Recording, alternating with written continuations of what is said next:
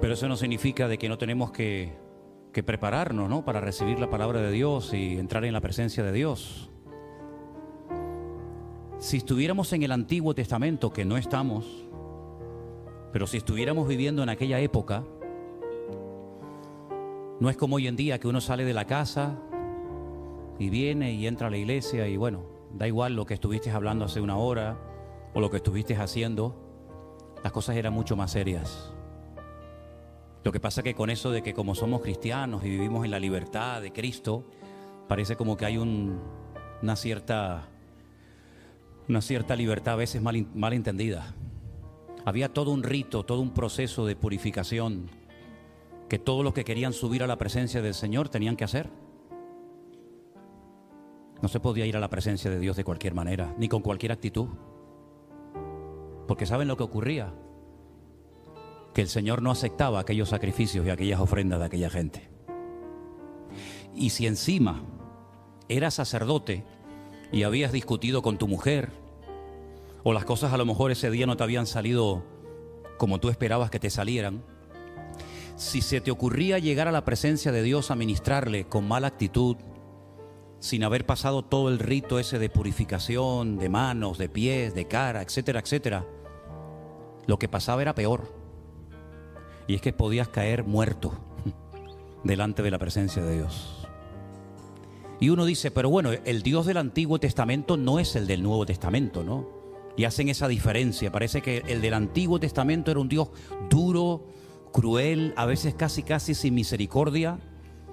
El del ojo por ojo y el diente por diente. Y el del Nuevo Testamento como que es un papá bondadoso que todo lo tolera y todo lo permite y todo está bien y no pasa nada. Dios es amor y da igual si usted ayer pecó, mañana voy a la iglesia. No nos equivoquemos. No nos equivoquemos, no es así. El Dios del Antiguo Testamento es el Dios del Nuevo Testamento. Y es nuestro Dios en la actualidad. ¿Y qué es lo que pide Dios? Lo dice en la Biblia. ¿Qué es lo que Dios pide? Obediencia, santidad, reverencia, ¿verdad? ¿Saben ustedes que cuando una persona llevaba un animal al altar del sacrificio para presentarlo delante de Dios, no podía llevar al animal a la fuerza, pegándole tirones, empujones, malas palabras o dándole con un palo, sino que tenía que llevarlo despacito, tranquilo, sin levantar demasiado la voz, porque iban a ir a la presencia de Dios.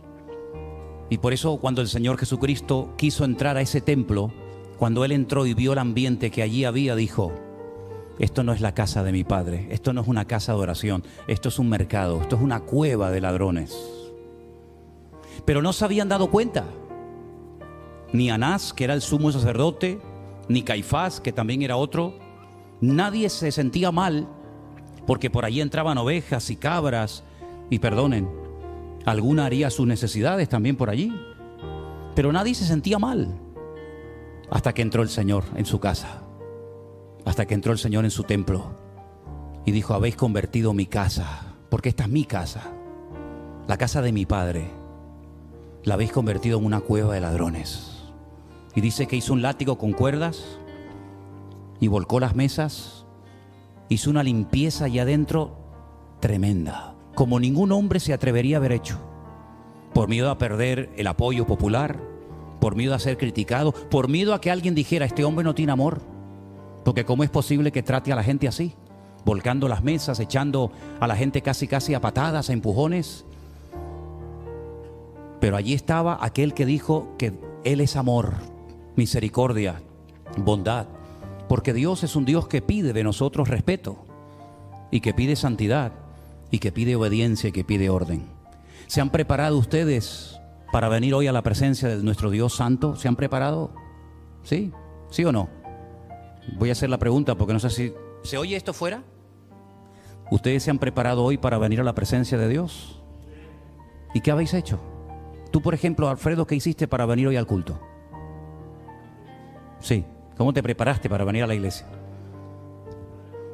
¿Está tranquilo? Perfecto. Bien arregladito. ¿Qué hiciste para venir hoy a la iglesia? Tranquilo, relajado. Hoy no es el día para hablar de negocios. ni de lo que voy a hacer mañana o de lo que voy a comprar. No, hoy no es el día para eso. Miren, Dios es tan misericordioso que dijo: 6 días para ti, dame 1 para mí. ¿Se imaginan ustedes que Dios lo hubiera hecho al revés? Que podía haberlo hecho, ¿sí o no? Porque para eso es Dios. 6 días para mí. Y el que sobra, para ustedes, para trabajar, para lo que sea. Lo hizo al revés, porque Él sabía que si nos llega a pedir 6, en vez de 1, no sabemos lo que hubiera ocurrido. Pero hoy es el día en el que a muchos hermanos les hubiera gustado ir al culto, pero no han podido ir. ¿Saben cuántos pastores han muerto en España en lo que va del año pasado? Docenas y docenas de pastores han muerto aquí en España. ¿Saben que raro es el día que no me llaman algunos hermanos de alguna iglesia de México, de Estados Unidos, de Colombia, de Perú, de muchos lugares, y me dicen: pastor, nuestro pastor se ha muerto y no hay nadie que le reemplace? ¿Saben cuántos cristianos hoy les hubiera gustado ir a su iglesia y no han podido? ¿Y tú que puedes no vienes? ¿Qué te parece? Yo dije el jueves que en pleno confinamiento, cuando estábamos aquí, mi esposa Elena, mi hija Miriam y yo, y no podíamos hacer cultos con la puerta abierta, cuando hicimos el primer culto, varias personas, y me acordaré toda mi vida, porque desde el 14 de mayo lo tengo todo grabado aquí, todo, varias personas dijeron: ay, qué ganas tenemos de ir al culto, qué ganas tenemos de ver a los hermanos, de estar juntos. Incluso algunas personas dijeron: no me voy a perder ni un culto en cuanto yo pueda ir a la iglesia, porque ahora valoro lo que es estar sin cultos durante meses. Y esas personas a veces no se apuntan para venir al culto. Y yo lo recuerdo. Gracias a Dios la memoria todavía me funciona. Hermanos, valoremos el estar esta tarde en este lugar, porque hay millones de hermanos nuestros que no pueden estar en su iglesia, porque o su pastor murió, o porque la cerraron porque no tenían medios económicos para poder mantenerla, o por cualquier otro motivo. Pero nosotros, gracias a Dios, podemos otra vez reunirnos aquí. Pero ¿saben cuántos no pueden venir hoy a la iglesia de nuestra congregación? Ni se imaginan. Y es tremendamente duro cuando te llaman y te dicen: pastor, ¿puedo ir el domingo al culto? Digo: no puedes. Todavía no se puede. Y te llama una familia: pastor, ¿yo puedo ir al culto? Hay gente que lleva 2 domingos sin venir a la iglesia. No pueden venir los jueves, solamente pueden venir los domingos. Y hoy es el segundo domingo, o el tercero, si no me equivoco, que no pueden venir. ¿Qué les parece, hermanos? Para mí es un honor estar en este lugar en esta tarde. Para mí es un privilegio. Valóralo, porque a lo mejor, quién sabe, es el último día que nos vemos juntos. Saben, hay un testimonio tremendo que queremos contar de un milagro, porque nosotros creemos en un Dios de milagros. ¿Ya llegó Elena? ¿Ha llegado Elena? Toda una iglesia se contaminó, se contagió por el virus. Esta iglesia en la que yo estuve hace poquito predicando en Alicante, toda la iglesia se enfermó, toda. Del pastor, la esposa, las hijas, todos. Y tenemos noticias frescas de lo que Dios ha hecho. Realmente impresionante, realmente tremendo.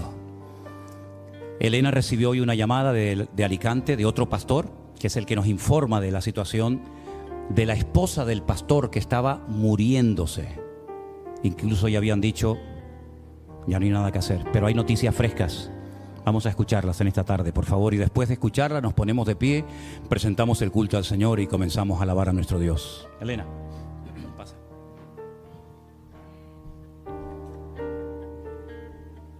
Hola, buenas tardes, hermanos. Dios les bendiga. Bueno, hay novedades para bien acerca de Mariela. El jueves oramos, momentos antes del ese jueves antes del culto yo no sabía, pero ya la habían sacado del coma y desde entonces ha sido una mejoría increíble. Es tremendo porque esa planta donde ella estaban los enfermos ya muriéndose, ella uno de ellos. Ella vio mientras tenía conciencia. se fueron muriendo uno tras otro y la única que sobrevivió de esa planta ha sido ella. Eso es un milagro increíble. De tal manera que los médicos dicen que ella es el milagro es la que volvió de la muerte. Así que bueno, queda camino por recorrer. Saben que cuando uno está tan grave, pues todo llevará un proceso, pero sigamos orando porque ha sido un auténtico milagro. Me decía Freddy que el domingo pasado, me parece que estaban el esposo, Claudio, el pastor de la iglesia, en reunión por Zoom, y los médicos llamaron en ese momento diciendo que no se hiciera ninguna ilusión porque no había prácticamente esperanzas. Así que tenemos un Dios aún de milagros. Yo doy gracias a Dios porque, como se anunció aquí, ha habido tantos miles de personas que nos oyen, que nos siguen y han estado con carga en su corazón orando por Mariela, y son muchos los correos, los WhatsApp que preguntan acerca de ella. Entonces también públicamente hay que dar este testimonio, porque además de ello ella ya se ha puesto a responder WhatsApp y eso, y según ella cuenta, y ya contará muchas más cosas, que en ese estado tan cerca de la muerte tuvo un encuentro con Dios. No sé qué experiencia habrá vivido, pero bueno, lo importante es que el Señor ha tenido misericordia, y sigamos orando por ella porque le queda camino por recorrer, pero si ha hecho lo más grande, lo demás ya que no va a hacer el Señor. Así que vamos a dar un fuerte aplauso al Señor, y así ya respondemos a todas esas hermanos que nos preguntan desde otros lugares del mundo cómo está. Pues está evolucionando milagrosamente, la única superviviente en toda esa planta. Así que a Dios sea la gloria. Amén, amén, gloria a Dios. Nos ponemos de pie, queridos hermanos. Denle de fuerte aplauso al Señor. Denle fuerte ese aplauso al Rey, al que vive, a nuestro Dios. A ti la gloria, Señor. Gracias, Señor, porque tú has respondido a la oración de tu iglesia. Gracias, Señor, porque tú has respondido a la oración de tu amada iglesia. Y te damos gracias por la vida de esta hermana Mariela, Señor, allí en la península, en Alicante. Fortalécela ahora, Señor, que viene ese proceso de recuperación. Pero gracias porque tú la has salvado, tú la has cuidado, Señor, y hay alegría en nuestros corazones porque tú has respondido. Gracias, Señor. Gracias, Señor, por tu fidelidad. Hemos venido esta tarde un grupo de tus hijos a este lugar para alabarte, para adorarte, porque tú eres el único digno de alabanza, el único digno, Señor, de recibir toda la adoración. No hay nadie en el cielo, ni en la tierra, ni debajo de la tierra como tú, Señor. Tú eres santo, tú eres digno de alabanza, tú eres digno de adoración. Y en esta tarde estamos aquí, Señor, para levantar nuestros corazones, levantar nuestras voces, levantar nuestras manos delante de tu altar y decirte gracias, Señor, porque tú eres bueno y para siempre tu misericordia. Aleluya. Alabemos a Dios en esta tarde. Démosle a Él toda la gloria y la honra, porque Él se la merece. Aleluya. Vamos a alabar a nuestro Dios. Aleluya. Aleluya. Sí, Señor. Oh, gracias, Jesús. Mi amado, gracias, Jesús. El más bello entre millares y millares. Mi amado es el más bello entre millares y millares.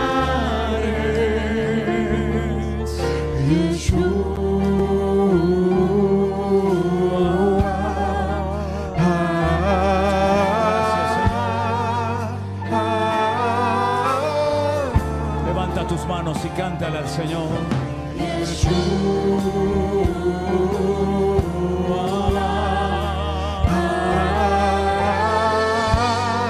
Gracias, Señor. Te adoramos, Jesús. Gracias, Señor. Te alabamos. Te adoramos a ti. Da la gloria, la honra. Bendito sea tu nombre, Señor. Santo, santo, digno eres. Gracias, Jesús. Gracias, mi Señor. Te adoramos, te levantamos en alto, señores, señores. Rey de reyes, a ti la gloria, a ti la honra. Aleluya. Es la gloria por siempre.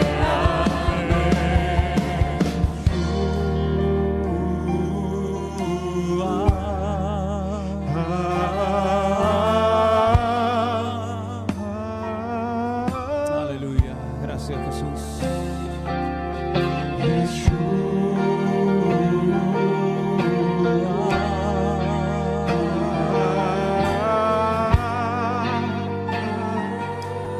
Una vez más, dilo conmigo, Yeshua, todos.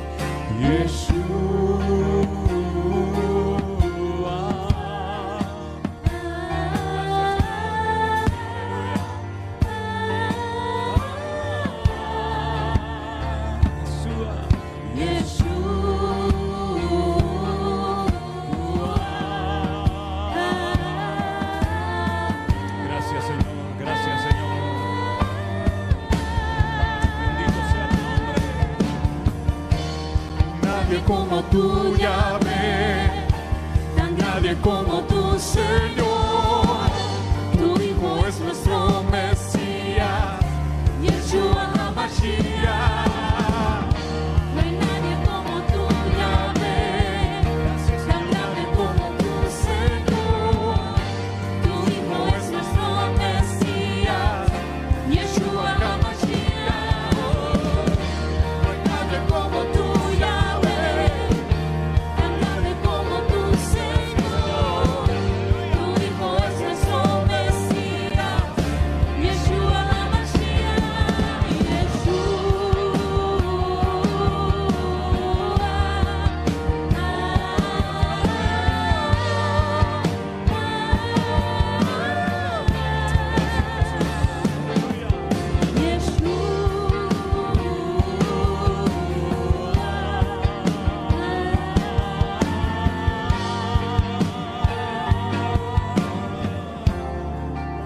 Gracias, Señor Jesús. Te adoramos, Señor Jesús. Bendito sea tu nombre, Señor. Bendito y alabado sea el nombre de nuestro Dios. No hay nadie como tú, Señor Jesús. Damos toda la gloria al Señor Jesucristo. No hay nadie como Él, ¿eh? Nadie. Jesús no fue un profeta. No. Jesús era el Hijo de Dios. Esa es la mentira que le enseñan a muchos. Jesús fue un profeta. Te mintieron, te engañaron. No es verdad. Jesús no fue un profeta, no fue uno más. Jesús es el Hijo de Dios, que vino a este mundo a morir en una cruz. Algunos le han dicho, no, Jesús no murió. Te engañaron, te mintieron. Jesús sí murió en una cruz. Sí murió en la cruz. Hay muchas evidencias históricas de lo que estoy diciendo. Y resucitó al tercer día. Krishna no resucitó, Mahoma no resucitó. Ningún personaje de la historia se levantó al tercer día y subió a la diestra de Dios Padre, sentado allí intercediendo por nosotros, y volverá otra vez. Ninguno. Ni siquiera los grandes hombres de la Biblia, Moisés, Abraham, David, Jeremías, Zacarías, todos murieron. Sin embargo, Él resucitó al tercer día y está esta tarde en este lugar. Y si tú quieres, solamente si tú quieres, Él puede entrar en tu corazón y cambiar y transformar tu vida, porque Él no fue uno más. Todos los demás sí fueron uno más. Murieron, tuvieron sus días de gloria y todos murieron, pero Él está vivo por los siglos de los siglos. Amén. Fuerte ese aplauso a nuestro Dios. A Él la gloria y la honra. Todos los demás están muertos, Él está vivo. Aleluya. Amén. Así es. No hay nadie como Él. Aleluya. Él es único. Amén. Tu Hijo es nuestro Mesías. Gracias. Amén. Yeshua HaMashiach. Así se llama Él. No hay nadie como tú, Yahvé. No hay nadie como tú, Señor. Tu Hijo es nuestro Mesías. Yeshua HaMashiach. Como tú, Yahvé.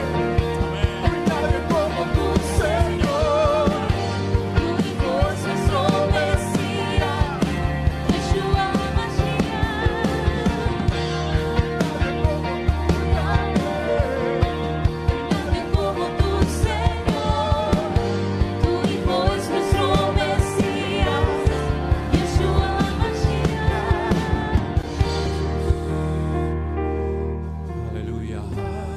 Gracias, Señor. Gracias, Señor.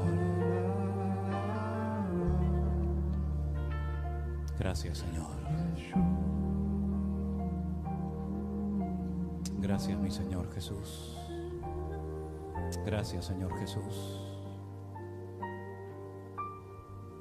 Qué tremendo tuvo que ser para los discípulos cuando de repente el Señor aparece en medio de ellos. Ellos creían que todo había desaparecido, los milagros, su presencia, que se habían equivocado, que se habían confundido de hombre. Se quedaron con la boca abierta y sorprendidos cuando lo ven entrar por las puertas y enseña sus manos y sus pies y les dice: Shalom Aleichem, paz a vosotros. Eso es lo que el Señor nos dice hoy a nosotros: paz en medio de la tormenta, paz en medio del dolor, paz en medio de las circunstancias. Yo estoy con vosotros todos los días hasta el fin del mundo. Amén, hermanos. Gloria a Dios. Yo sé que son cosas que tú sabes. Yo sé que son cosas que tú has oído, pero es bueno recordarlas.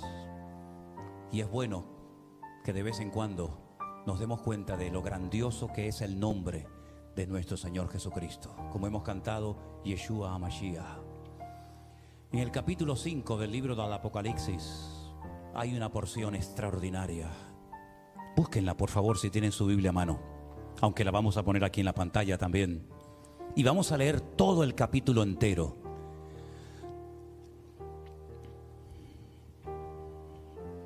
Apocalipsis capítulo 5, por favor.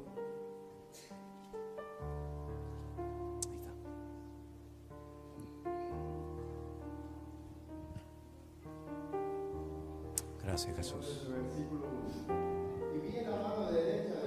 Sentado en el trono un libro escrito por dentro y por fuera, sellado con 7 sellos, y vi a un ángel fuerte que pregonaba a gran voz: ¿quién es digno de abrir el libro y de desatar sus sellos? Aleluya. Y ninguno, ni en el cielo ni en la tierra, ni debajo de la tierra, podía abrir el libro, ni aún mirarlo. Y lloraba yo mucho, porque no se había hallado a ninguno digno de abrir el libro, ni de leerlo, ni de mirarlo. Y uno de los ancianos me dijo: no llores, he aquí el león de la tribu de Judá, la raíz de David, ha vencido para abrir el libro y desatar sus sellos. Y miré, y vi en medio del trono y de los 4 seres vivientes, y en medio de los ancianos estaba en pie un cordero como inmolado, que tenía 7 cuernos y 7 ojos, los cuales son los 7 espíritus de Dios enviados por toda la tierra. Y vino y tomó el libro de la mano derecha del que estaba sentado en el trono, y cuando hubo tomado el libro, los 4 seres vivientes y los 24 ancianos se postraron delante del Cordero. Todos tenían arpa y copas de oro llenas de incienso, que son las oraciones de los santos.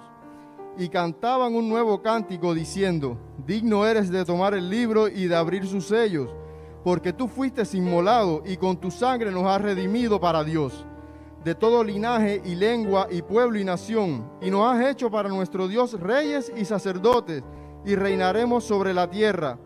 Y miré y oí la voz de muchos ángeles alrededor del trono y de los seres vivientes y de los ancianos, y su número era millones de millones, que decían a gran voz: el Cordero que fue inmolado es digno de tomar el poder, la riqueza, la sabiduría, la fortaleza, la honra, la gloria y la alabanza.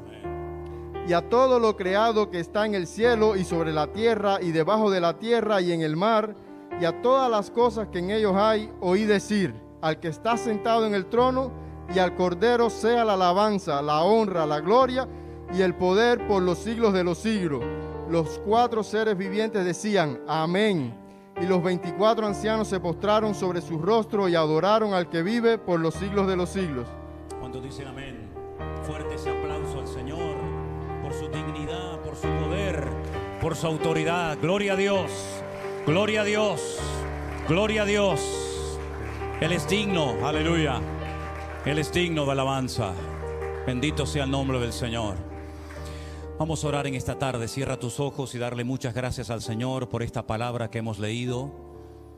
Vamos a ir preparando nuestros corazones para encontrarnos con Él en su bendita palabra y disfrutar de lo que Él hoy tenga que compartirnos a todos y a cada uno de nosotros. Señor, te damos infinitas gracias por esta palabra hermosa, este capítulo entero del Apocalipsis que se ha leído en esta tarde. Gracias, Señor, porque vemos que ese libro se pudo leer, los sellos se pudieron desatar, porque te hallaron en ti digno de alabanza, digno de honra y de gloria. Y gracias a tu dignidad y a tu santidad y a tu sacrificio, podemos saber lo que va a pasar en el futuro y podemos estar firmes y constantes, creciendo en la obra del Señor siempre. Gracias por la palabra que nos has regalado. Gracias, Señor, por las profecías que nos has dado en tu palabra, a través de las cuales podemos fortalecernos en la fe y estar con los ojos abiertos, atentos, Señor, velando y orando, sabiendo que tú vienes pronto, Señor, a buscar a tu amada iglesia. Fortalece nuestras vidas, que en esta tarde esta alabanza, esta adoración que vamos a elevar a ti, sea agradable a tus oídos, y que podamos, Señor, tener nuestros corazones preparados para que tú en esta tarde hables a nuestras vidas y nuestros corazones. Sigue, Señor, ministrando, sigue tocando nuestras vidas, y que en esta tarde todo lo que se haga aquí sea para tu honra y tu gloria, en el bendito nombre de Jesús. Amén y amén. Aleluya. Dile al hermano que está a tu lado: vamos a alabar al Señor con alegría, con gozo y con júbilo, porque el Señor esta tarde está con nosotros. Aleluya.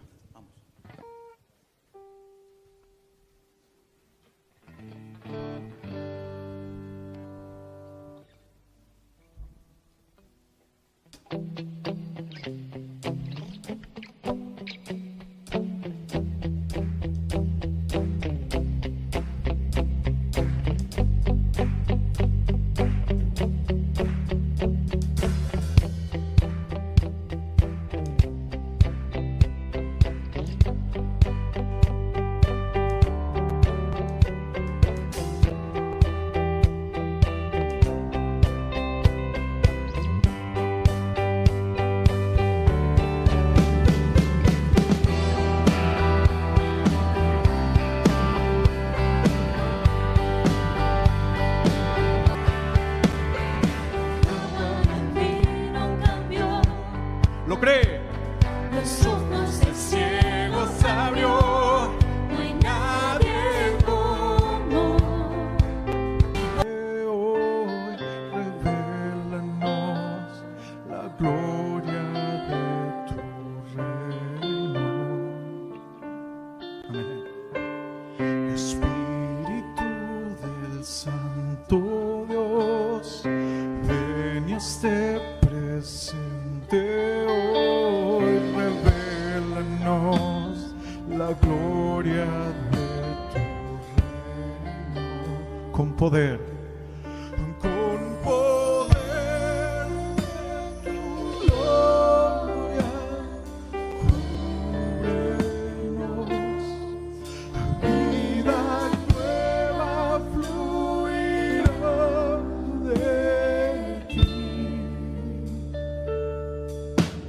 La verdad de tu reino, muéstranos con el poder de tu gloria,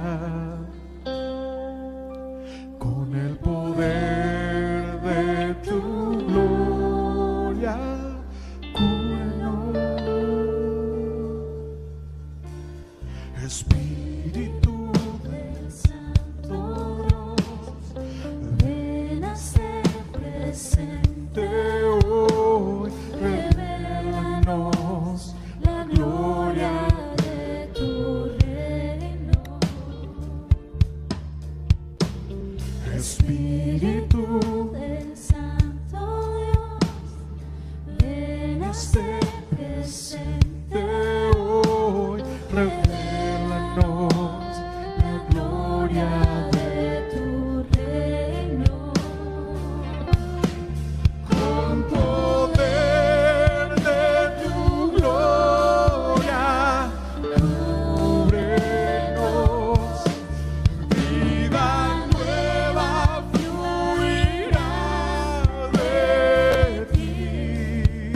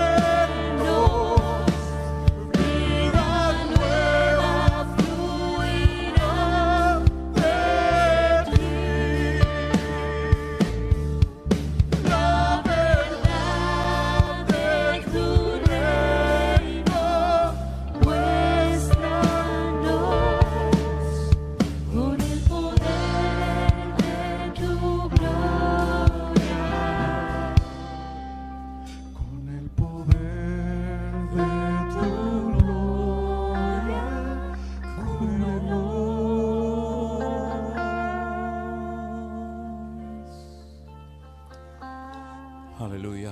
Gracias, Señor. Gracias, Señor, por tu presencia en este lugar. Pedimos que ahora bendigas tu palabra, Señor, y que caiga en buena tierra, Señor.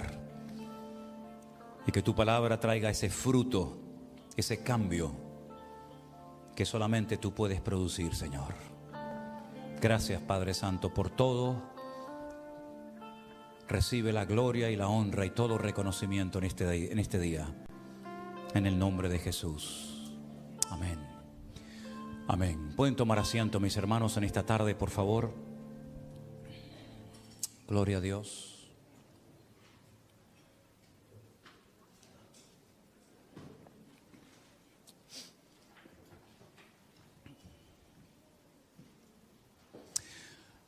Hay una palabra que nosotros los cristianos utilizamos muy a menudo. Después les voy a dar unos datos de cuántas veces aparece esa palabra en la Biblia. Pero yo creo que es muy importante, así como el domingo pasado vimos y analizamos el significado de la palabra amén, porque también es otra de las palabras que utilizamos muy a menudo. A mí me gustaría que poco a poco tú fueras sabiendo el significado de las palabras que tantas veces oyes mientras cantamos, mientras se ora, incluso mientras se predica. Para que no seas como el loro que repite palabras, pero en el fondo no sabes realmente lo que significan. A mí me gustaría que ustedes tuvieran una fe basada en la razón y no en la emoción. Porque la fe del cristiano no es una fe ciega. Bueno, tenemos que creer en esto porque es lo que nos han dicho y es lo que hay, pero no se puede comprobar. No, esa no es la fe del cristiano. La fe del cristiano está basada en hechos concretos. Y dice la palabra de Dios que nuestro culto, es decir, nuestra relación con Dios, tiene que ser un culto racional. Es decir, la razón no queda al margen. Claro, está la fe, está el espíritu, está el alma. Pero la mente no se anula con la conversión. Al contrario, se potencia adecuadamente. Y la Biblia habla mucho acerca de la mente, del poder de la mente. Incluso dice la Biblia que nosotros podemos llegar a tener y debemos de anhelar tener la mente de Cristo. Sus pensamientos, cómo Él actuaba, cómo Él se movía, ¿verdad? Y por eso creo que es muy importante que de vez en cuando, y hoy es una de esas tardes, que sería bueno que analizáramos una de las palabras que utilizamos muy a menudo, y es la palabra Señor. Quiero que presten atención a esa explicación o a esa definición que encontramos ahí. Como bien saben ustedes, el Nuevo Testamento se escribió originalmente en griego. Y el griego también es un idioma tremendamente rico y con palabras polivalentes, es decir, que tienen múltiples significados o traducciones. Pero concretamente la palabra Kyrios, esta palabra griega, es la palabra que se traduce como Señor, pero Señor con mayúscula en nuestro idioma. Yo he dicho muchas veces que tanto en griego como en español el tema de las mayúsculas y de las minúsculas no existe. Pero en nuestro idioma es muy importante, ¿verdad? Porque cuando nos referimos al Señor, nos estamos refiriendo a Él, digamos, con mayúscula. Por lo tanto, Kyrios es la palabra que se utiliza para la palabra Señor, pero del Señor de nuestro Dios, para que nos entendamos. También se podría traducir como tutor, maestro. En la antigua Grecia era el tutor oficial legal de una mujer. ¿Por qué? Porque una mujer cualquiera, no importa la edad que tuviera, las mujeres en Grecia no tenían el privilegio de ser consideradas ciudadanas, era un privilegio única y exclusivamente de los hombres. Por lo tanto, como ellas no tenían este estatus de ciudadana, tenían que tener un tutor, un Kyrios, por supuesto un adulto, un hombre, pues no podían actuar de forma independiente ante cualquier contrato legal. El Kyrios, que tenía también un papel de responsable para una mujer soltera, sería en este caso su padre. Y en el caso que éste muriese, podría ser un hermano, un tío o un pariente cercano, pero siempre masculino.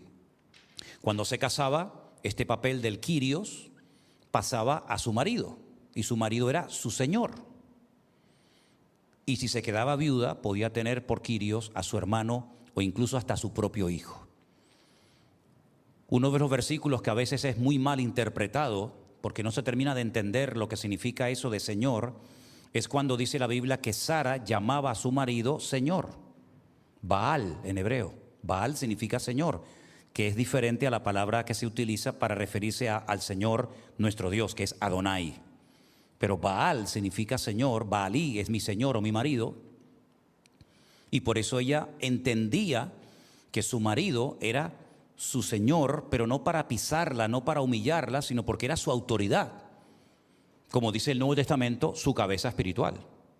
Y esto no es cuestión de machismo ni de feminismo, lo cual ha hecho muchísimo daño a muchas personas, incluso cristianos e iglesias, sino es simplemente aceptar el rol que cada uno tiene que cumplir en esta vida. La Biblia nos enseña que en la iglesia, aunque delante de Dios todos somos iguales, la realidad es que en la iglesia no todo el mundo puede ser ojo, o boca, o pierna, o cabeza.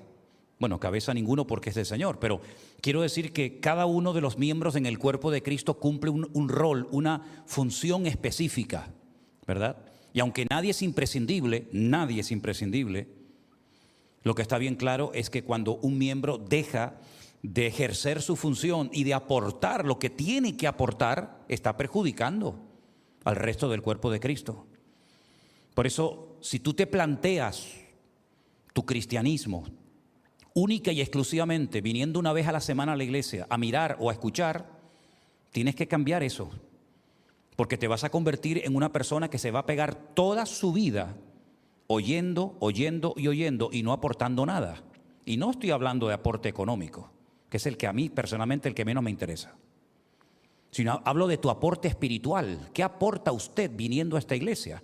Yo sé lo que yo tengo que aportar y creo que lo estoy aportando. Sé cuál es mi función, a lo que Dios me llamó y a lo que Dios no me llamó, también lo tengo claro.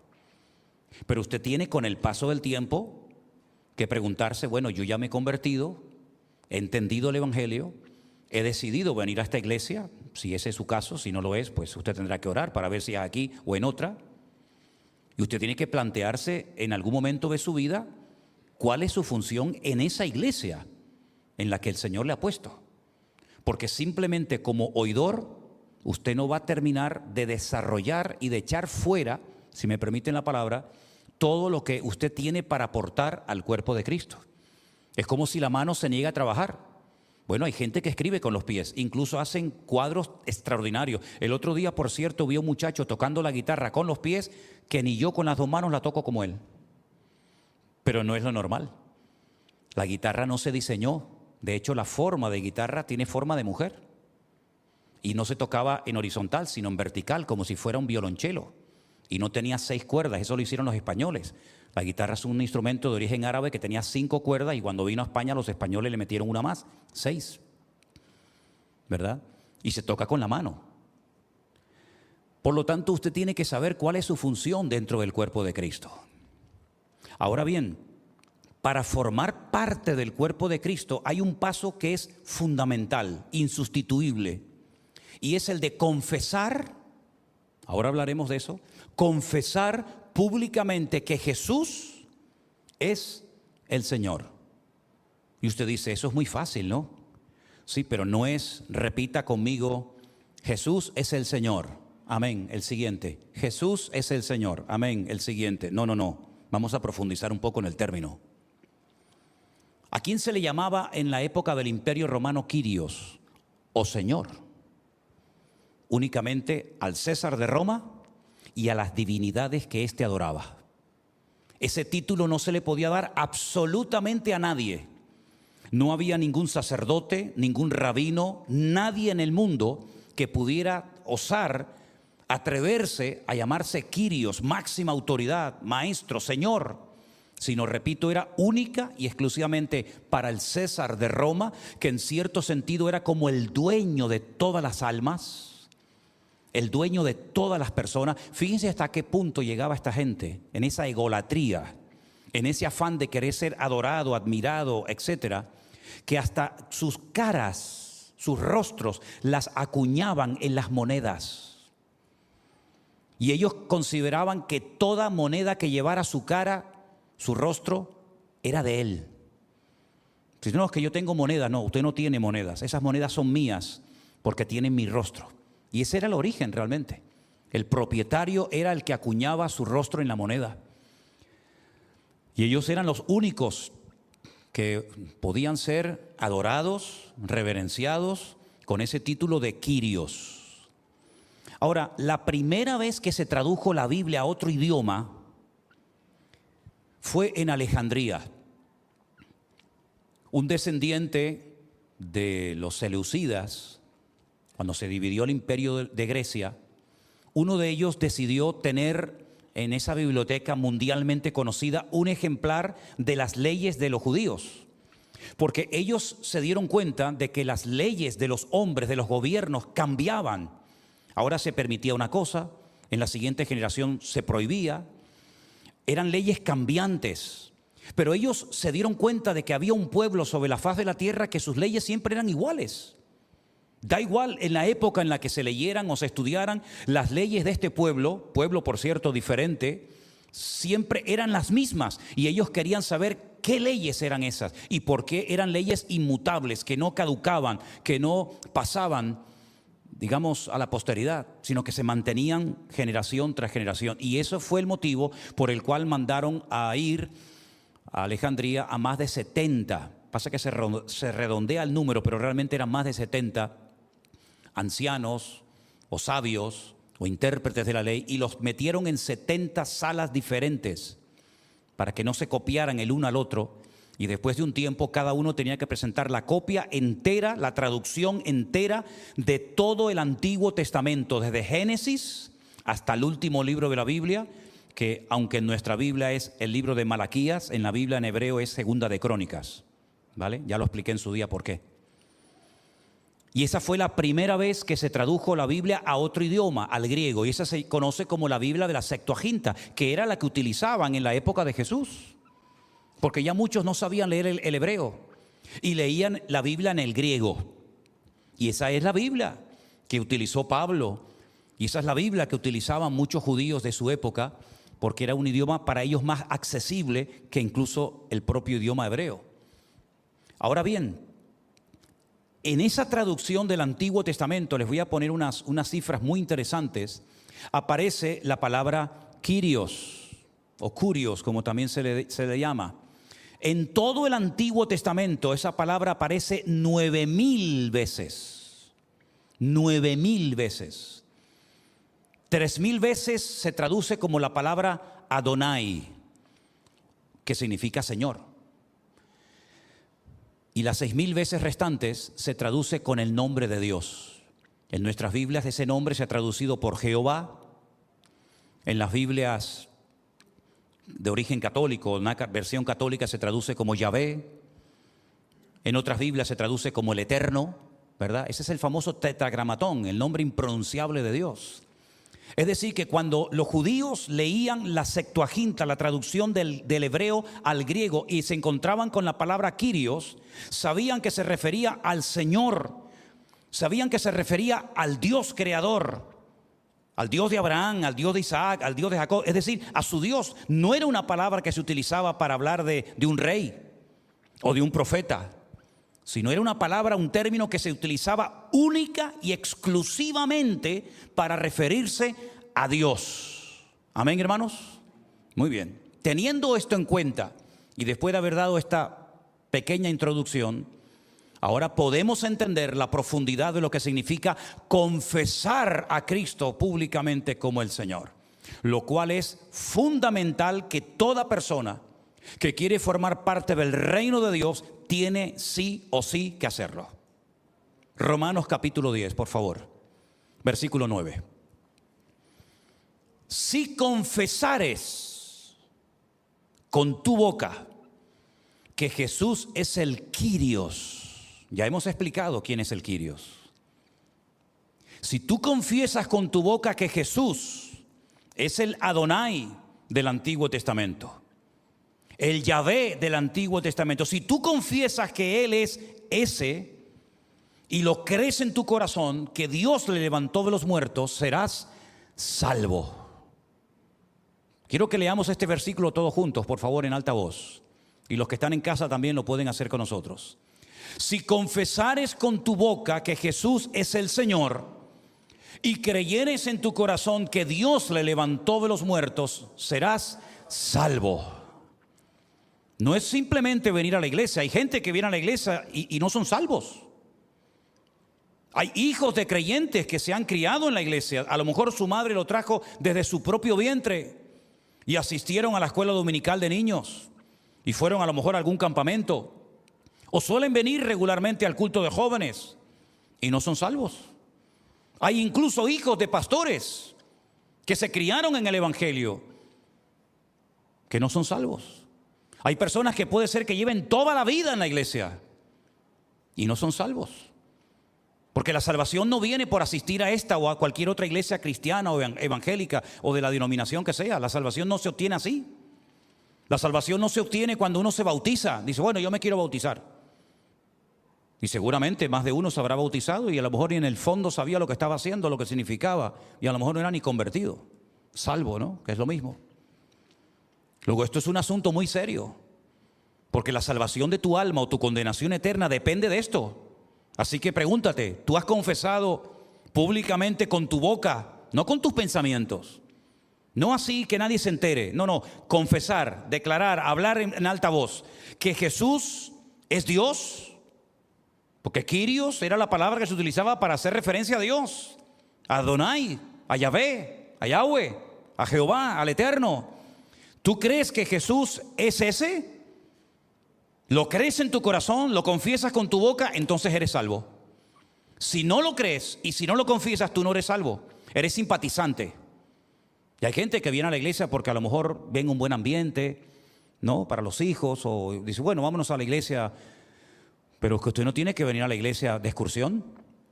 Usted no tiene que venir aquí a la iglesia para verme a mí. Usted no tiene que venir a la iglesia porque quiere un ambiente sano para sus hijos o para usted o para su matrimonio. Y entonces, bueno, aquí como hay un ambiente sano y buena gente. No, pero es que la iglesia no se creó para eso. La iglesia no es un club. La iglesia no es una sociedad donde venimos una serie de socios que nos llevamos bien, nos conocemos, ¿verdad? Hacemos alguna comilona de vez en cuando, hacemos alguna excursión, un partido de fútbol, jugamos o nos entretenemos, cantamos algunas canciones. No, es que la iglesia no es eso. Para eso están otras asociaciones. Por ahí está, creo que la Casa de Venezuela, la Casa de Galicia, ¿verdad? Pero la iglesia no se creó para eso. La iglesia es un hospital. Sí. Un hospital donde viene la gente con el COVID del alma. El COVID del alma que mata igual que el COVID el otro. La iglesia se creó para cambiar. En la iglesia a veces se tiene que llorar más de lo que se tiene que reír. Y yo a veces he visto culto, no soy muy partidario de eso, ni veo muchas de esas cosas porque no tengo tiempo para perder el tiempo en eso. Pero a veces veo iglesias que parecen circos, donde la gente va a reírse. Y la iglesia muchas veces lo que se tiene que llorar más. Reír también. Pero si el objetivo de la iglesia es pasarlo bien y pasar una tarde entretenida y reírme y decir, ay, qué bien, traje a mis amigos y salieron contentos, yo me preguntaría mucho si eso es una iglesia o vete tú a saber lo que eso es. Confesar a Jesús como la máxima autoridad. Confesar a Jesús como mi Señor, como mi cabeza. Mi salvación depende de eso. Hay otro versículo muy interesante en Filipenses capítulo 2, del 9 en adelante. Hace referencia a esto que estamos hablando. Por lo cual Dios también le exaltó hasta lo sumo. Está hablando acerca de la humillación y exaltación de Cristo. Y dice que como Él se humilló y se hizo obediente hasta la muerte y muerte de cruz, el Padre, el Dios lo exaltó, lo elevó hasta lo sumo. Y le dio un nombre que es sobre todo nombre. Para que en el nombre de Jesús, de Yeshua, toda rodilla se doble de los que están en los cielos, en la tierra y debajo de la tierra, que también hay gente allí. y toda lengua confiese que Jesucristo es el Kyrios, el Señor, para gloria de Dios Padre. Los dos versículos, si se dan cuenta, van en una misma línea. Una va dirigida a los romanos, otra a los hermanos de la iglesia de Filipo, los filipenses, pero apuntan en una misma dirección: confesar, confesar, confesar públicamente que Jesús es el Señor. ¿Saben cuántos hermanos nuestros en los primeros siglos de la era cristiana murieron por decir esto? Porque a nadie se le podía llamar Kyrios, Señor, sino al César. Y ellos decían: no, César no es Kyrios, César no es nuestro Señor es Jesucristo. ¿Saben cuántos murieron por confesar que Cristo era el Señor y por no querer admitir y reconocer públicamente que el César no era el Señor de sus vidas? Miles de hermanos nuestros murieron por eso, que algunos a lo mejor se toman tan a la ligera. Bueno, tampoco es tan importante eso de confesar a Cristo, ¿no?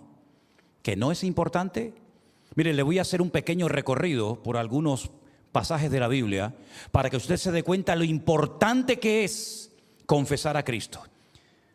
Su salvación depende de si usted hace o no en vida esta confesión antes de que usted se muera. Su salvación depende de eso, no de cuánto dinero usted tiene, que a mí no me interesa si tiene mucho o poco, de cuántos títulos universitarios usted haya conseguido a lo largo de su vida, de cuánta experiencia tenga. Eso no sirve para nada, delante de Dios no sirve para nada. Todo su currículum, de lo cual usted tal vez presume y lo presenta en las empresas para que lo reconozcan delante de Dios, eso es basura, no vale para nada. Créame, no vale para nada. Yo he utilizado la palabra basura por ser diplomático, pero si utilizara la palabra bíblica, saldrían todos corriendo escandalizados. Porque el hebreo es un idioma muy claro, muy directo y muy contundente, y la palabra es fortísima, que yo no la voy a pronunciar. El mismo apóstol Pablo dice que para él su currículum, fariseo de fariseos, escriba, doctor de la ley, maestro de maestro, de la tribu de Benjamín, dice, para él todo eso es basura. Pero estudie la Biblia antigua, la primera que se escribió en español, para que vea qué palabra aparece, y se va a quedar escandalizado. Pero es que es la verdadera, la que tiene que ponerse, pero es muy fuerte. Así que su salvación depende de si confiesa o no, hoy o a lo largo de su vida, que Cristo es el Señor. Pero fíjese, no solamente en esta vida es importante confesar a Jesús, sino que en Mateo 10:32, palabras de Cristo, preste atención porque son muy interesantes. Jesús dijo: a cualquiera pues que me confiese delante de los hombres, ¿qué va a pasar? Yo también le confesaré delante de mi Padre que está en los cielos. Esto es muy fácil. Ponga el versículo al revés, por si no lo entienda derecho. A cualquiera que no me confesare delante de los hombres, yo también le negaré o no le confesaré delante de mi Padre que está en los cielos. Eso quiere decir que algún día usted y yo y todos los seres humanos nos tendremos que presentar delante de la presencia de Dios. ¿Cuántos lo creen? No, es que yo no creo en eso. Da igual. Aunque usted no crea, es lo que hay. Es que a mí no me gusta, es que da igual. Es que Dios no depende de tus gustos para ser Dios o para tomar decisiones. Es que Dios no depende de lo que se decida en un cónclave o en una reunión administrativa de la denominación esta o aquella. Es que Dios no depende de eso. Dios ha dicho: si ustedes me confiesan delante de los hombres y no se avergüenzan de mí, si se atreven a decir públicamente, tú eres Dios, ¿qué eso significa? Señor, Kyrios. Si tú no te avergüenzas de decir eso delante de tu padre, en el colegio, en la universidad, a tus compañeros de trabajo, etcétera, etcétera, cuando tú te presentes en la otra vida delante de mí, yo te confesaré y le diré a mi Padre: Padre, déjalo entrar, porque él me confesó en la tierra y yo lo confieso delante de ti. Así que, ¿qué te parece? Así que lo que estamos no es para tomárselo a la ligera, no es una broma. Está en juego tu destino eterno, la salvación o la condenación eterna de tu alma. El que tú confieses o no a Cristo marca la diferencia entre que te quedes o te vayas cuando el Señor arrebata a su amada iglesia en las nubes. ¿Tú sabías que Cristo va a arrebatar a su amada iglesia? ¿Tú sabías eso? Ya lo puedes quitar si quieres. Dice la Biblia que los que están en el polvo, los que están durmiendo, serán despertados. Y luego nosotros, los que vivimos, seremos arrebatados juntamente con ellos en las nubes para recibir al Señor en el aire. ¿A quiénes levanta el Señor? ¿A quiénes arrebata? ¿A quiénes lleva el Señor? A los que confesaron que Él era el Kyrios. Y a los que no lo hicieron, se quedan. Por eso dice la Biblia en Mateo 24, 2 estarán durmiendo en una cama. ¿De qué habla ahí? ¿De una relación de adulterio? No, habla de un matrimonio. No va a poner ejemplos antibíblicos, no es coherente. Habla de una relación. Pero no dice la Biblia, cree en el Señor Jesucristo y serás salvo tú y tu casa. Es que eso no es una promesa, mijo. Eso es una profecía que Pablo le dio a un señor que se comprobó esa noche porque se convirtió el carcelero de Filipo y toda su casa, pero eso no es una promesa. ¿Y cómo no es una promesa? 2 estarán en una cama, es decir, el marido y la mujer, uno será tomado y el otro se queda. Pero si ella era convertida, ¿por qué se queda él? Porque él no confesó nunca a Cristo como su Señor y Salvador personal. Por eso se quedó. O viceversa, se fue él y se quedó ella.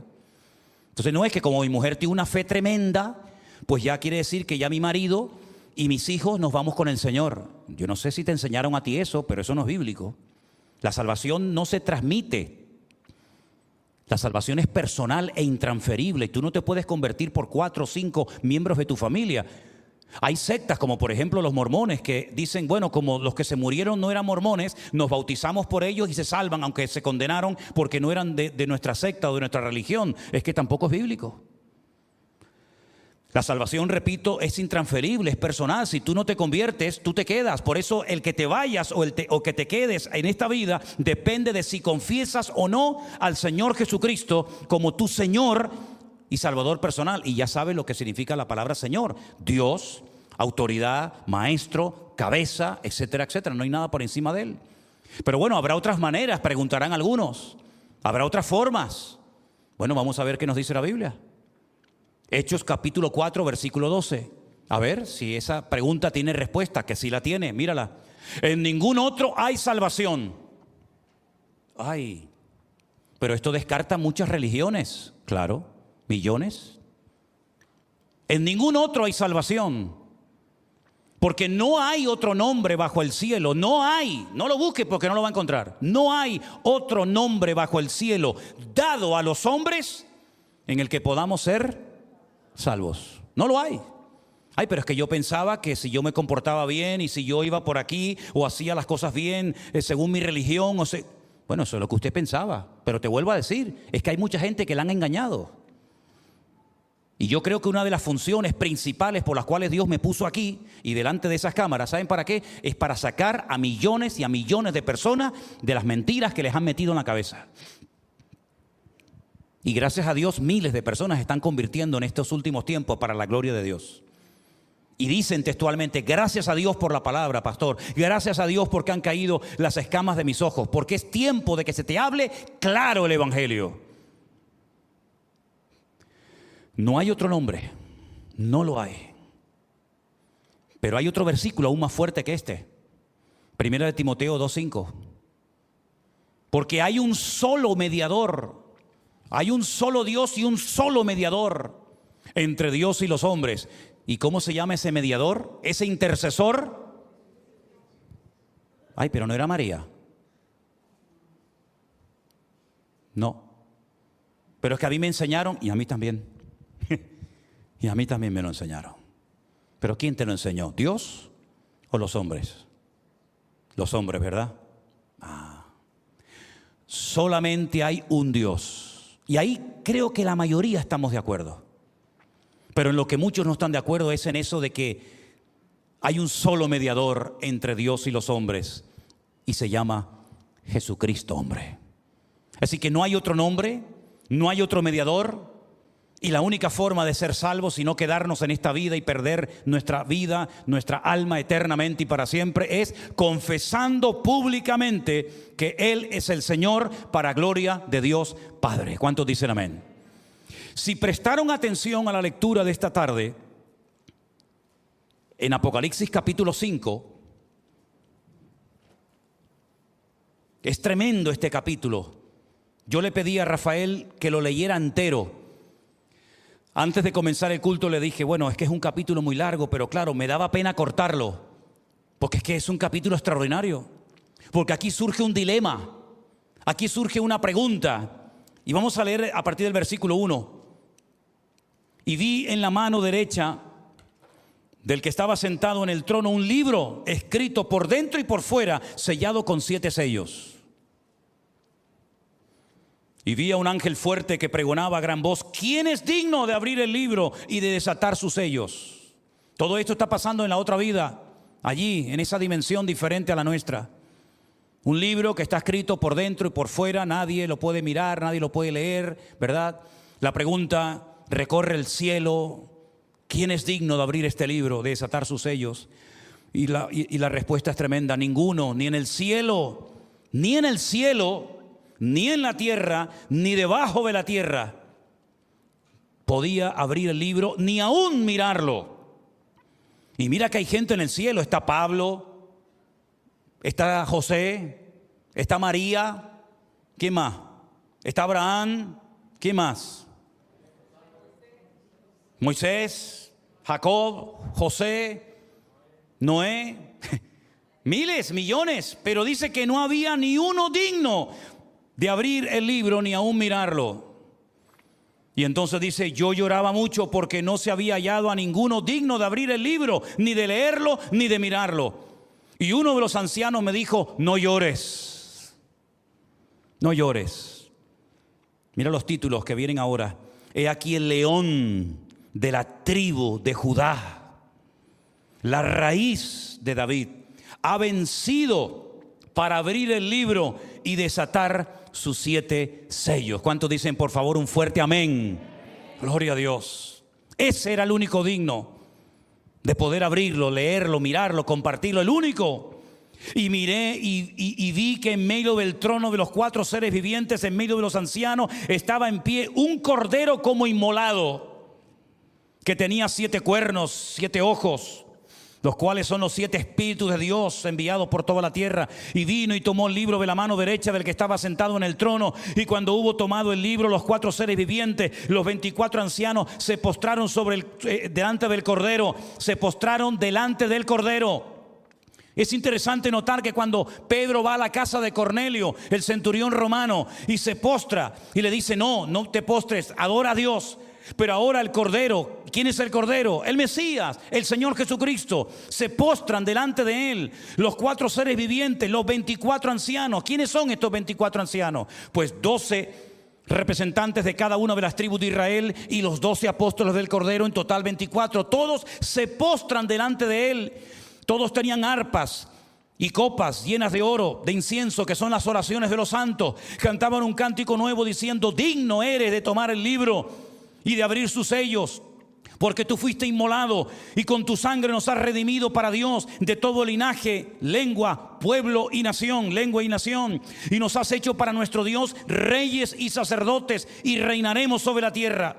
Y miré y oí la voz de muchos ángeles alrededor del trono y de los seres vivientes y de los ancianos. Su número era millones de millones, que decían a gran voz: escuche, el cordero que fue inmolado es digno de tomar el poder, las riquezas, la sabiduría, la fortaleza, la honra, la gloria y la alabanza. Pero ¿quién es este cordero? ¿Quién es este personaje que es digno de recibir toda la gloria, la honra, la alabanza? ¿Quién es? Porque dice la Biblia: al Señor tu Dios adorarás y a Él solo servirás. Pero ahora me encuentro aquí que el cordero que fue inmolado, que es digno de tomar el poder, la riqueza, la sabiduría, la fortaleza, la honra, la gloria y la alabanza. Entonces, ¿en qué quedamos? ¿Adoramos a Dios o adoramos a Jesús?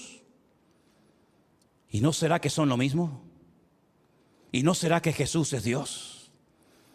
Porque si no fuera Dios, esto sería idolatría. Estaríamos adorando a un hombre creyendo que es Dios. Pero esto es Biblia. Esto no es la teología de esta iglesia local. Esto es la palabra de Dios. Bautistas, pentecostales, metodistas, anglicanos, católicos. Todo ser humano que se acerque hoy a Apocalipsis capítulo 5 leerá lo mismo que yo estoy leyendo hoy aquí en este púlpito. Que el Cordero es el único digno de ser alabado, admirado, reconocido, honrado. Todo le pertenece a Él. Luego tiene que ser Dios, porque si no es Dios, estamos cometiendo el peor pecado, que es el de darle culto y honra y gloria a un hombre en vez de a nuestro Dios. Y todo lo creado que está en el cielo y sobre la tierra y debajo de la tierra y en el mar y todas las cosas que en ellos hay, oí decir al que está sentado en el trono y al Cordero sea la alabanza, la honra, la gloria, el poder por los siglos de los siglos. Amén. Los 4 seres vivientes decían amén.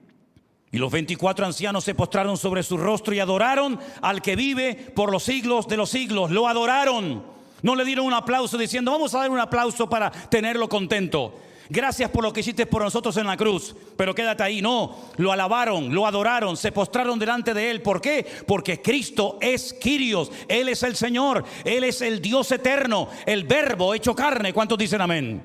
No puedo creer que nadie me diga amén con lo que estoy diciendo. No puedo creer que nadie dé un aplauso a Dios en esta tarde. Y me estoy esforzando para animarles. Y quiero verles animados. Quiero verles gozosos. Porque Él está aquí con nosotros en esta tarde. ¿Cuántos dicen amén? Gloria a Dios. Por favor, hermano. Por favor. Que no hemos venido aquí con cara triste. No hemos venido a un funeral. Yo he venido a adorar a mi Dios, al que me cambió, al que me sanó y al que me echó los demonios que tenía en el cuerpo. Él está aquí conmigo en esta tarde. Él está aquí en esta iglesia con nosotros. Y no nos cueste nunca decir amén. No nos cueste nunca decir gloria a Dios. Es que yo me convertí en una iglesia, hermano. Yo me crié en una denominación que eso de dar aplauso y de decir gloria a Dios no se hacía, no era normal. Pues vaya acostumbrándose, mijo. Vaya acostumbrándose. Porque en el cielo estaremos todo el día dando aplausos, Y en el cielo estaremos todo el día diciendo gloria a Dios y aleluya y digno eres y santo y santo. Así que vaya practicando desde ahora.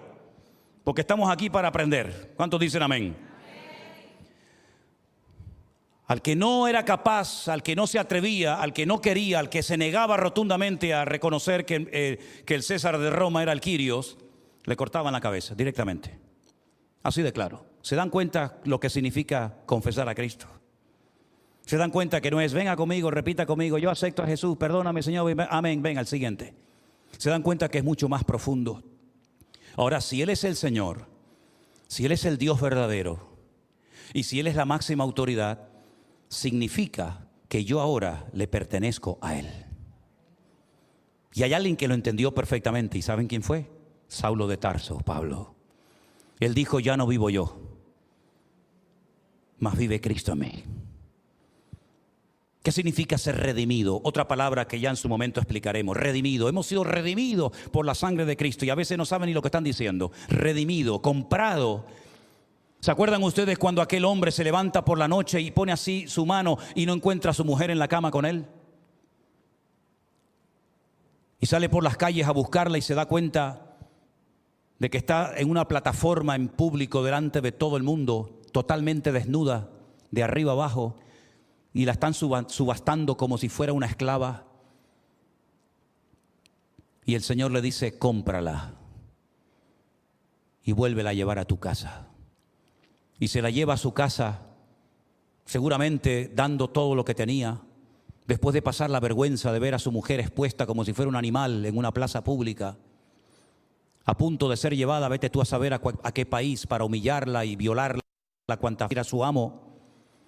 Y después de haber hecho semejante acto de amor y de compasión y de misericordia, después de haber dado su dinero para poder recuperar a esa mujer que lo abandonó una noche sin ningún motivo aparente, resulta que se le va una noche y le es infiel con otros hombres. Y uno dice, Señor, ¿y esto qué significa, Señor? Porque tú sabías que la mujer de tu siervo Oseas iba a hacer eso. En cuanto tuviera la oportunidad, se iría y saltaría de cama en cama e iría detrás de los hombres como una perra en celo. Y el profeta Oseas le dice, Señor, ¿y esto qué es? Y le dice, lloras, ¿verdad? Sufres, ¿verdad? Lo pasas mal, ¿verdad? La amas y te abandona. La compras para que nadie se la lleve como esclava y te abandona. Le das amor, le das cariño, le das un hogar. Tienes hijos con ella, eres un buen marido, un buen padre y te abandona. Y estás llorando y sufriendo, ¿verdad? Pues déjame que te diga algo. Eso es lo que lleva haciendo durante mucho tiempo mi pueblo Israel conmigo. que los saqué de Egipto, los compré de la mano del faraón, abrí un mar rojo para que pasaran por en medio. Cuando querían agua, hasta de las piedras hacía que saliera agua. Cuando querían carne, traía codornices por montones para que comieran y se saciaran. Cuando pedían pan, les mandaba lluvia de pan del cielo. Los defendí durante el día, durante la noche. Estuve con ellos, los bendije, los prosperé, les di mi palabra, me revelé a ellos, les di todo cuanto podía desear tener un pueblo en esta vida. Y me han abandonado, se han puesto a la primera de cambio, como tu mujer se ha ido con otro. Estos se fueron con un becerro de oro y comenzaron a adorarlo y decían: este es nuestro Dios que nos libró y nos sacó de la tierra de Egipto. Ahora me entiendes, ¿verdad, Oseas? Ahora sabes lo que uno sufre y llora cuando es abandonado, cuando es humillado, ¿verdad? Cuando es, digamos, despreciado. Pues eso es lo que ha hecho mi pueblo durante generaciones y generaciones. ¿Y saben lo que hizo el Señor? Lo mismo que Oseas, pero multiplicado por 50 millones. Viendo que su pueblo, viendo que nosotros, a la primera de cambio, si no era en una cosa, era en otra, un día decidió venir personalmente. Vino personalmente, se humanó, tomó forma de hombre y nació como cualquier criatura. Y estuvo en el vientre 9 meses esperando, como tiene que esperar una criatura para nacer. Y a los 9 meses nace y espera hasta los 30. Y cuando empieza su ministerio, comienza a sanar a los enfermos, a echar fuera demonios, a levantar muertos de las tumbas, a hacer milagros espectaculares, demostrando como Oseas que Él es un Dios de amor, un Dios de misericordia, lento para la ira, grande en misericordia. Y cuando llegó el momento de decir, bueno, ahora hemos entendido el gran amor de Dios, me llevan ante Poncio Pilato, ante uno que se llama el Quirios, y le pregunta la autoridad: ¿a quién queréis? ¿A vuestro rey o a este desgraciado llamado Barrabás? Y se fueron detrás de Barrabás, del peor, como tu mujer, Oseas, se ha ido detrás de lo peor, teniendo lo mejor en su casa y no valorándolo. Y ese es el amor de Dios. Él lo hizo todo por amor a ti y por amor a mí.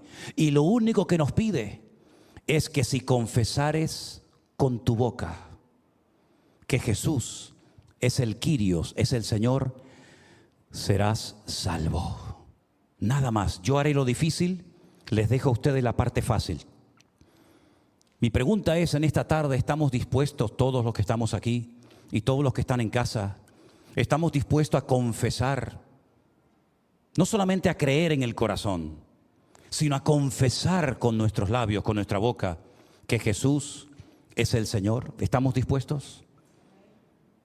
Esa es la diferencia entre salvación y nación. Dios, cuando lleguemos a su presencia, no te va a preguntar: ¿cuántas veces fuiste a la iglesia? ¿Pagaste los diezmos? ¿Te hiciste miembro? ¿Cantaste alguna vez en la plataforma? ¿Compartiste la palabra? ¿Cantabas bien? ¿Predicabas bien? Él no te va a preguntar nada de eso. ¿A qué denominación pertenecías mientras estuviste en la tierra? Él no te va a preguntar nada de eso. Él solamente va a querer saber si tú te atreviste a confesarle públicamente delante de los hombres como tu Señor y tu Salvador. Y entonces, y solamente entonces, podrás pasar de muerte a vida. Cierra tus ojos en esta tarde ahí donde estás. Y si hay alguien en casa o aquí con nosotros en esta tarde que cree que Jesús es el Señor, que cree que Jesús murió y resucitó al tercer día, pero no lo has dicho, no lo has confesado con tu boca, ahora es el momento de hacerlo, mi querido amigo. Ahora es el momento de decir: yo confieso que Jesús, Yeshua, el Mesías, es el Quirios, es el Señor, es la máxima autoridad, es Dios, y yo me entrego a Dios, porque al Señor, a Dios adorarás y a Él solo servirás. Y confesamos en esta tarde con nuestra boca: tú eres el Señor, tú serás mi Señor, mi autoridad, mi cabeza, me someto a ti. Hay gente que no se quiere someter a nada ni a nadie, pero sométanse a Dios, porque sometiéndote a Dios seréis libres. Sometiéndote a Dios serás salvo. Sometiéndote a Dios serás feliz. y tendrás lleno tu corazón y nunca más te sentirás vacío, ni desorientado, ni con una insatisfacción constante y permanente. Si confiesas hoy que Jesús es el Señor, podrás pasar de muerte a vida y todos tus pecados serán perdonados y serás parte de la familia, de la gran familia y maravillosa familia de Dios. Él te protegerá, Él te cuidará, Él estará contigo todos los días hasta el fin del mundo. Pero haz hoy esta sabia decisión. Confiésalo, confiésalo ahora. Di ahí donde estás: confieso que Jesús es el Señor. Confieso que tú eres mi autoridad. No hay rey, no hay gobernante, no hay hombre, no hay nadie digno como tú, Señor. María no pudo abrir aquel libro, ni San Pablo, ni Moisés, ni Daniel, ni Abraham. Solamente hay uno digno de abrir y de desatar aquel libro, y es el Cordero de Dios que quita el pecado del mundo, el león de la tribu de Judá, la raíz de David, el Verbo hecho carne. Eso es entender el Evangelio. Eso es entender la palabra. Eso es entender el plan eterno de la redención de Dios para la humanidad. Confesar que Cristo es el Señor. Y ese es el motivo por el cual todavía Él no ha venido. No porque retarde su promesa, según algunos la tienen por tardanza, sino que es paciente, paciente contigo, para que digas hoy conmigo: Cristo es el Señor. Cristo es mi Señor y mi Salvador. Es mi